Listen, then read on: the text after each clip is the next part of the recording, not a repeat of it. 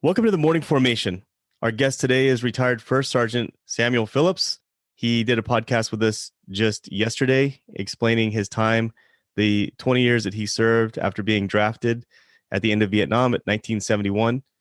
And the last episode, he shared with us his experiences shortly after joining the military from being drafted. We stopped at the point of the beginning of his time as a drill sergeant. So, hi, First Sergeant. Thank you so much for joining us today. Let's continue down this journey of your career in the military. We left off last talking about your transition, your acceptance into, you had filed the paperwork and you got accepted into becoming a drill instructor. Okay.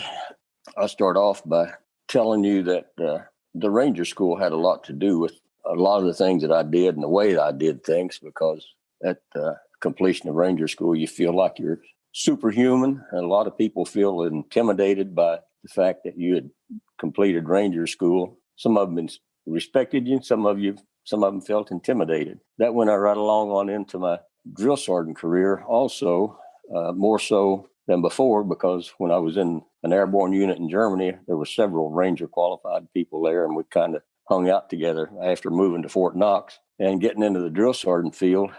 Being Fort Knox was an armor post, there were very, very few and far between people walking around with Ranger tab on their shoulder. So as I became a drill sergeant, I again was placed in a position where I was serving with a lot of drill sergeants.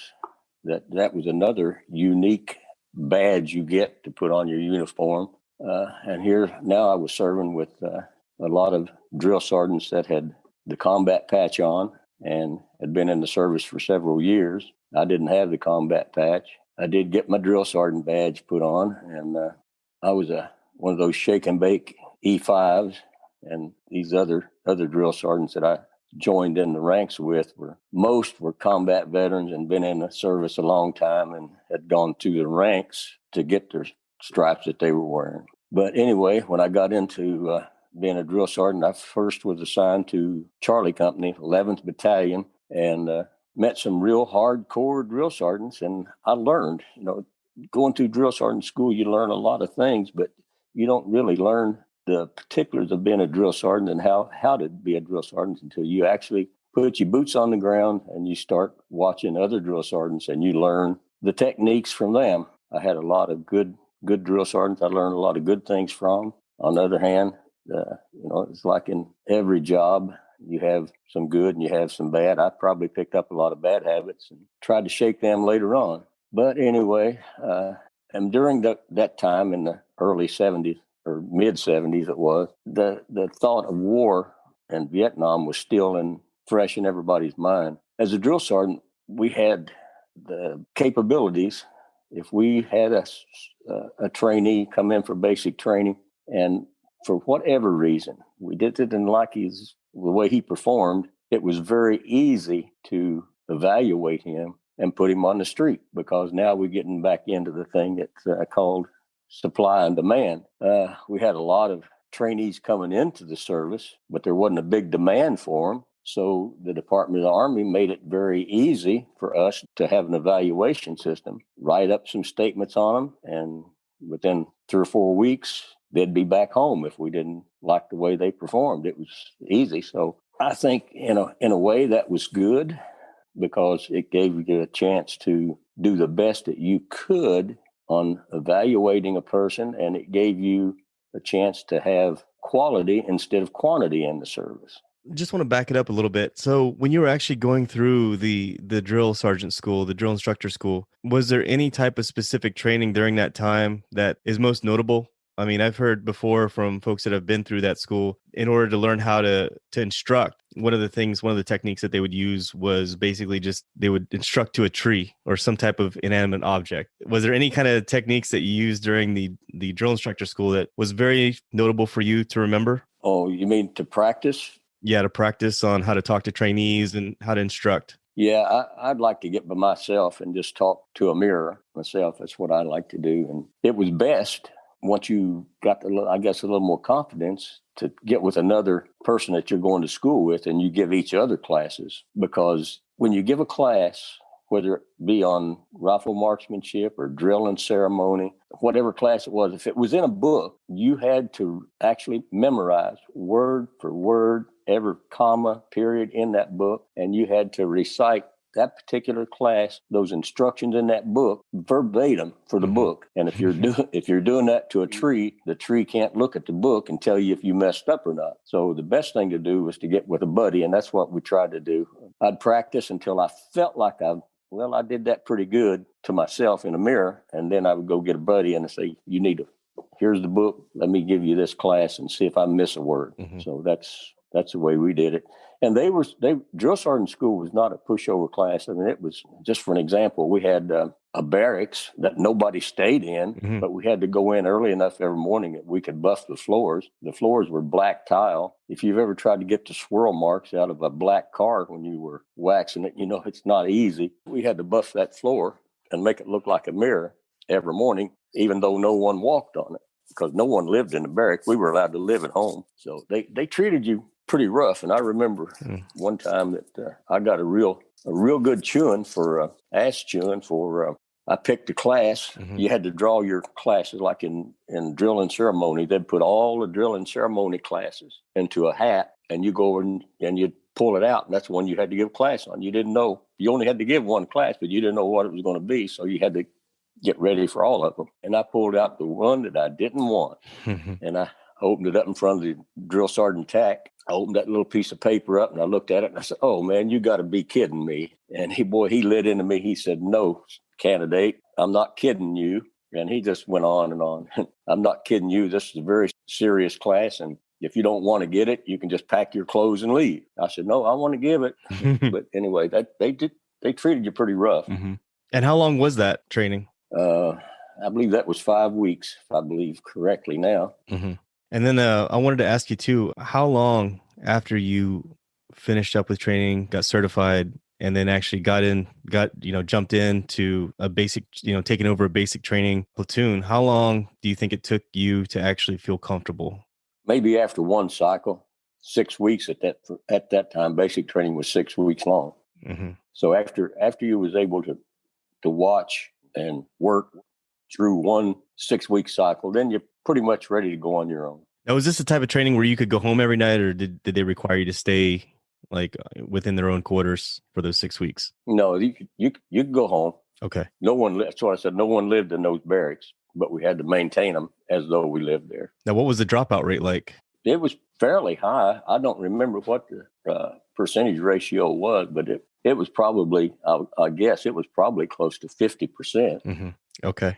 Wow. And then, so what were some memorable moments that you had like during your time? And let's talk about your first cycle was how many years? Your first, I don't want to call it cycle, your first stint as a drill sergeant. First 3 years. Yeah, your first is for 3 years and then 2 years, right? Right, correct. So your first 3 years, was there anything that sticks out in your mind, or anything that is a little more memorable than the rest of those first 3 years? Oh, well, there was a couple of incidences that happened that was, I probably won't forget for a long time. And one of them was the one thing you have to remember, you just had to take these civilian kids that didn't know anything about the military and try to turn them into a good, hard, tough soldier. And one of the things in being a good soldier would be to, sometimes you don't ask questions, you just react and do what you're told without thinking about it. So the drill sergeants, one thing that they wanted to do first, they put the fear of God into the trainee. So when you said something, that was the law. No questions asked. That's what you had to do. So I remember one incident that took place, and it was just before supper time in the mess hall, or the evening meal in the mess hall. Trainee had done something, I don't remember what, but he'd done something that I didn't like. And I let him go ahead and eat. And after he got finished eating, I told him to get in the low crawl pit and crawl, which was a sawdust pit. And I said, crawl back and forth in that sawdust pit. So I told him, when you get done eating, I want you to hit that sawdust pit and crawl until I tell you to get out. Well, he did exactly that. He's a good soldier. He did exactly what I told him to. I'd forgot that I'd told him that, and I went home. About 11 o'clock at night, my phone rang, and it was the drill sergeant that was on duty, on CQ duty that night. He said, Sergeant Phillips, you've got a trainee out here in this sawdust pit crawling, and he won't get out. He said, I tried to tell him to get out and go back in the barracks and go to bed, but he won't do it because he said Drill Sergeant Phillips told me to crawl until he told me to get out, and that's what I'm going to do. So he had to call that trainee and tell him to come to the phone, and that Drill Sergeant Phillips wanted to talk to him, and he came to the phone when he heard Sergeant Phillips told him to, and I had to tell him, it's okay if you get out of that gravel or out of that sawdust pit and go to bed now. And he did. So he crawled for 5 hours, and I forgot about him. I felt bad about it later, but that's. I guess you kind of gained a different level of respect for that type of discipline. Yeah, I did, and I tried to learn to choose my words a little different after that too. So, again, it was in that same company. I don't remember how much after that, but another incident happened that the trainees, it was getting toward on up into the cycle, and they got a weekend pass to go to the PX or to the bowling alley. I had one soldier in my platoon that was kind of a bully. I'd heard people talk about it before in barracks, kind of a bully, and he proclaimed to be a Golden Glove boxer from New York City, and people in the other trainees were kind of scared of him. And they let him bully him around because he'd give them orders, and he wasn't a squad leader or anything, but he'd telling them what to do. But anyway, that weekend they got some privileges, and they went to the bowling alley, and I guess this bully drank some beer, and he came back to the barracks and beat up a couple of people, and that was on Saturday. He come back to the barracks and beat up a couple of people, and then Sunday morning, I just happened to drive by the company in civilian clothes, and I thought, I'm going to stop in and see how everything went. So I stopped by and I talked to the drill sergeant on duty, and I said, well, how'd everything go last night? Any of my people get in trouble? He said, well, yeah, Private so-and-so got a little bit drunk and come back and beat up some people in the barracks. He said, I kept them quiet last night, but he said there's some of them pretty pissed because so-and-so beat them up last night. So I said, oh, let me go talk to him. I walked over to the barracks and called that private's name, which I don't even remember his last name now. I called the private's name out. I said, come on, son, you're going to the orderly room. We're going to talk. So we started out to the orderly room. He was behind me. I'm in civilian clothes. And he started making some smart remark about he's not afraid of drill sergeants. Ain't nothing you can do to me. So we got over in the orderly room, closed the doors, and I started asking him what happened, and he just kept getting belligerent. I think he was still drunk, is what he acted like. But he started getting belligerent. So I got up in his face, and I started being a drill sergeant. I started yelling at him, nose to nose. And then he started yelling back. And when he yelled back, it caused, I won't say he spit, but the spray from his voice got in my face. And when it did, I took both my hands to his shoulders, and I pushed him away from me. And when I did that, he tried to swing at me. And there was a half wall there, partition, and I put my hands up on that wall and jumped up with both feet, and I kicked him right in the chest with both my feet. He hit the wall and went down on the floor. And while we was arguing, back up for a minute, while we were arguing, I turned around and told the CQ, I said, call the MPs to come and get him and put him in jail. And the CQ had already called the MPs. But when I put this trainee on the floor, I immediately straddled right across his chest, and I was slapping him right across his face with my knuckles when the MPs walked in. I was in civilian clothes. MPs thought that I was the one that was causing the trouble, and they grabbed me up and handcuffed me. And CQ said, no, you got it wrong. So they said, oh, okay.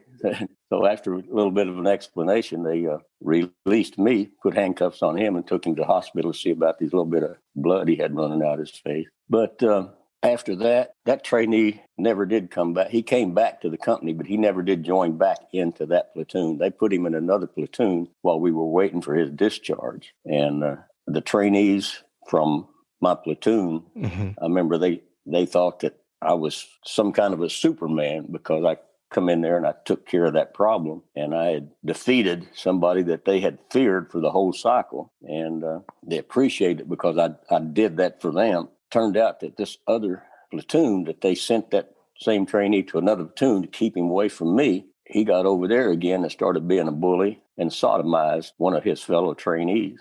And he immediately left. I mean, it wasn't just within a day, he was discharged and sent back home.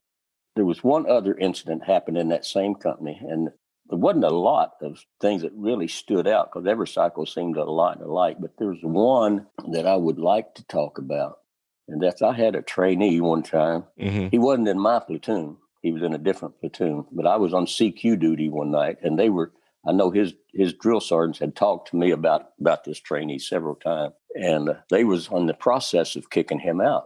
It's called a trainee discharge program. And they were in the process of kicking this trainee out. He was a big, tall Mm-hmm. guy, and he had a strange look on his face all the time.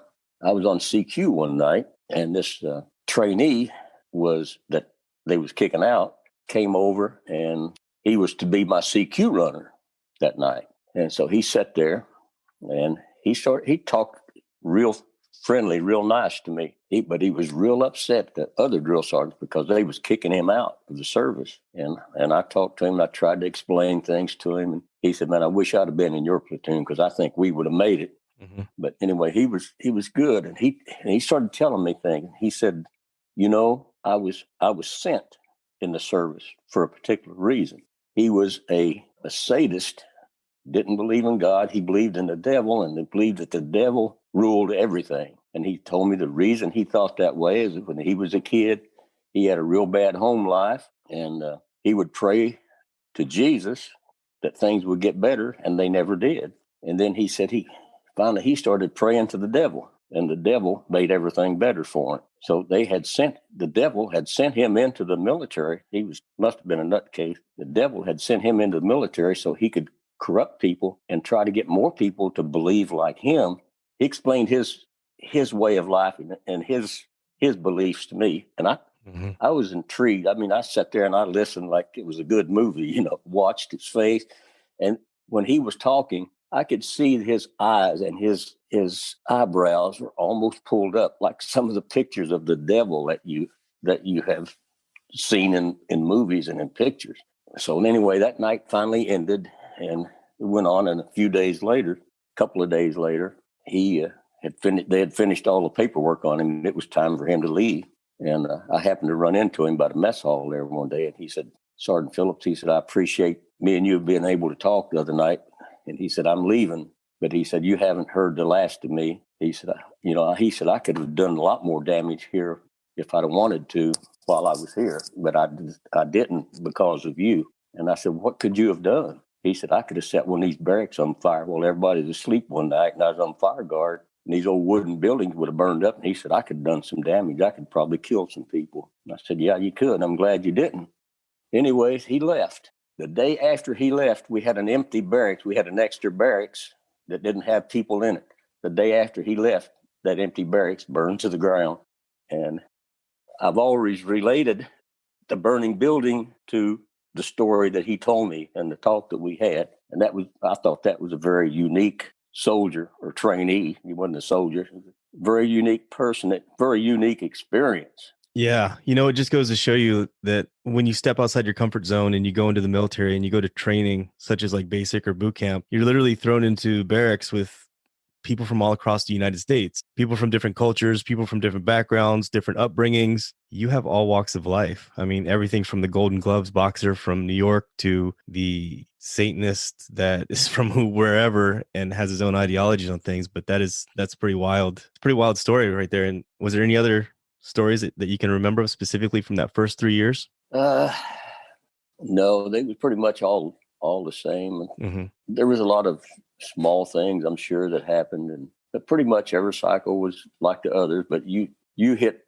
the nail on the head when you was talking about that. The one thing that the drill sergeants always had to keep in mind is that you graduate one group, and a few weeks later you start another group, but they were all just a little bit different because you have to keep in mind that every group you get in is you've got different people. They were raised different ways. They come from different parts of the countries, and they have different beliefs. I mean, you'd have trainees that were from practically every state and every walk of life, every cycle. Mm-hmm. And you kind of had to keep that in mind because every individual was different.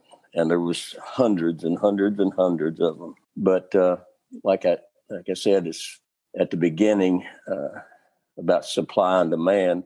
And as the demand dwindled, so did the supply because the Army was just getting more particular. They didn't accept as many volunteers as they did. And even after the first year, about a year and a half, the numbers had gotten low enough to where the 11th Battalion that I was in, started in, completely shut down and closed up.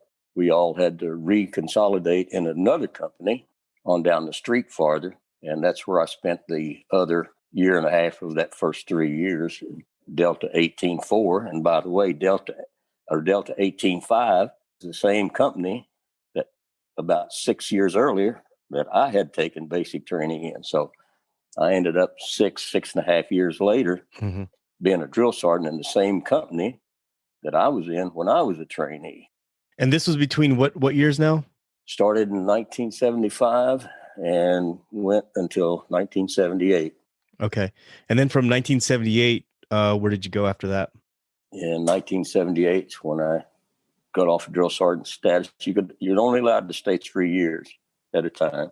And after I did my 2 years, then I volunteered for the third year and was accepted for the third year. After I finished that third year, I just had to wait for orders to see where I was going. And orders I got was go to the 25th Infantry Division in Schofield Barracks, Hawaii. Okay. Now, was there anything in that second part, your second tenure as a drill sergeant that stands out for you?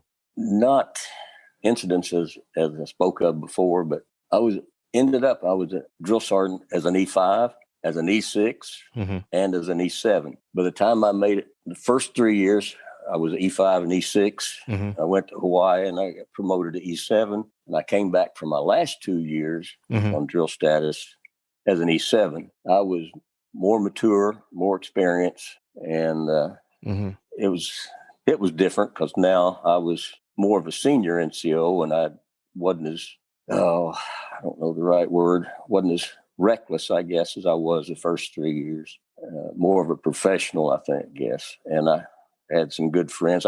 There was a lieutenant in my company, Lieutenant O'Connor. He didn't make a career out of the service, but after he finished his assignment and got out of the service, he went back to New York, where he was from, and became a police officer. And he retired from the police department in New York City, and he lives in northern New Jersey now. And just last week, he called me on the phone and to wish me a happy new year. He said, I try to call all my friends that I knew when I was in the military that had some kind of an influence on me as a young lieutenant in the Army. He said, you're one of them. So he called me. That made me feel pretty good.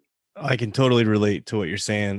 Matter of fact, I just contacted a soldier that worked for me when I was at the battalion S3. Just said, hey, hope you're having a happy new year. And I just wanted to say thank you. So you transitioned to the 25th Infantry Division.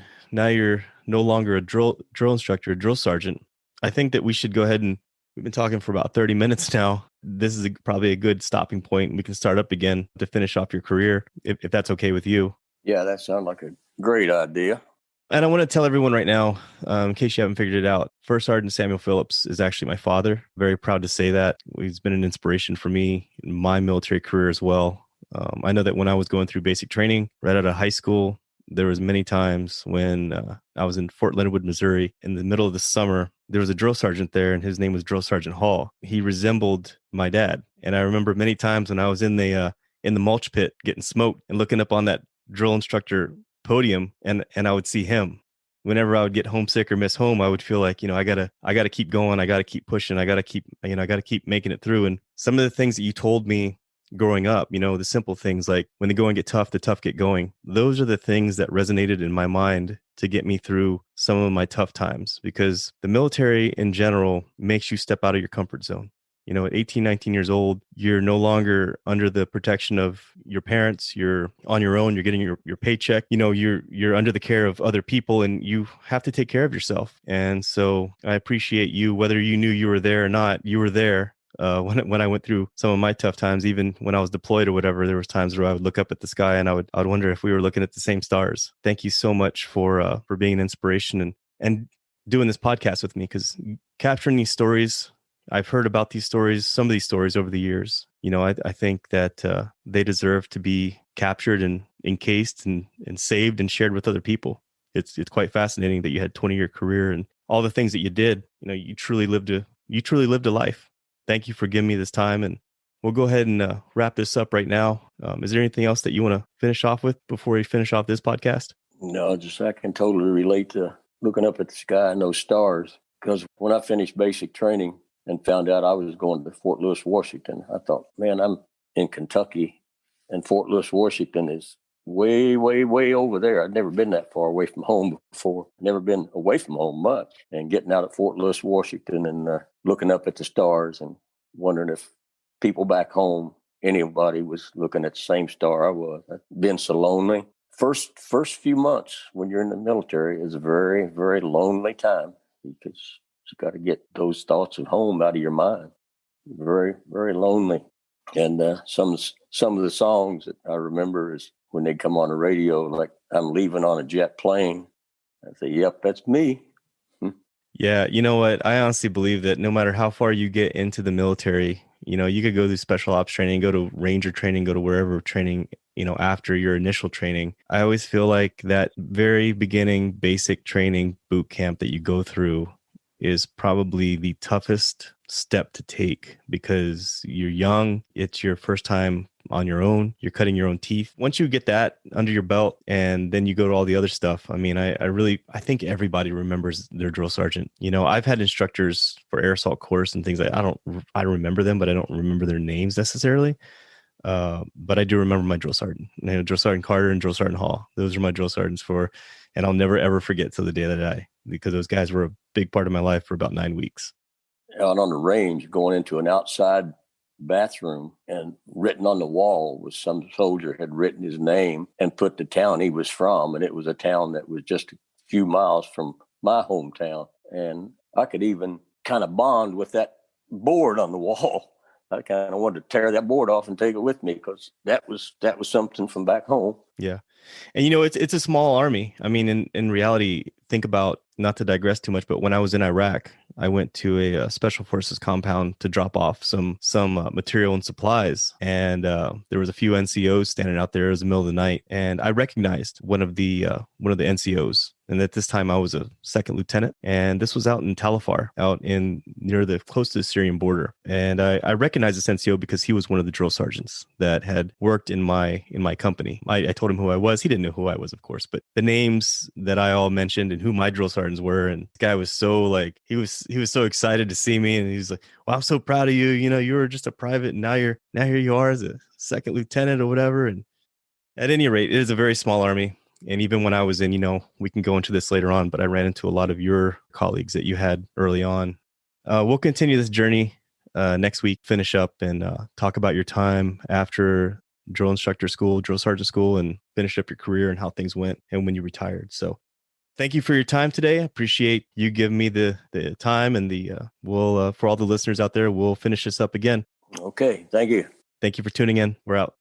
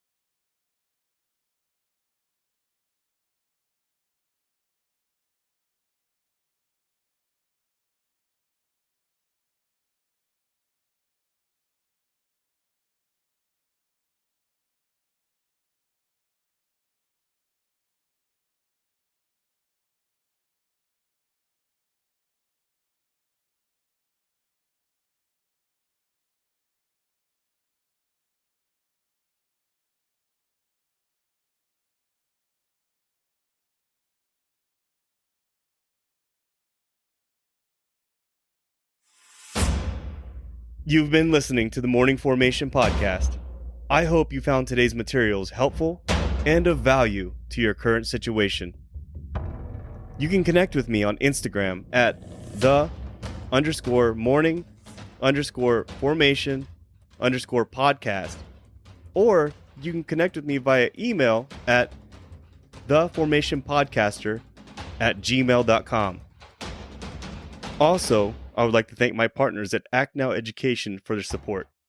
Authenticity, community, and trusted is what you can expect from all members of the Act Now Education team.